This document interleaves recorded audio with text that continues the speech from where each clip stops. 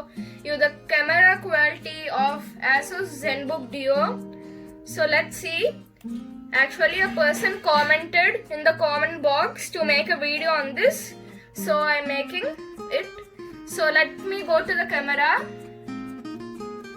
So here you can see that the camera quality is nice. So I'll show you an example. So I took one of the box.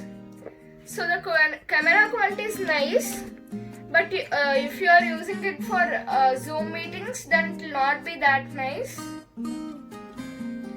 So I'm showing you another example.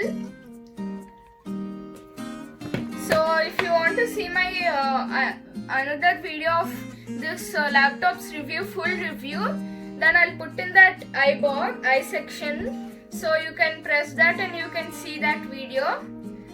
So, and you even have face unlock in this smart AI face unlock. So I'll show you. So I'm turning on the laptop now. So you can see that I'm in front of it and it's sensing me. So that's all for today. Thank you for watching my video. Like, share and subscribe. Thank you.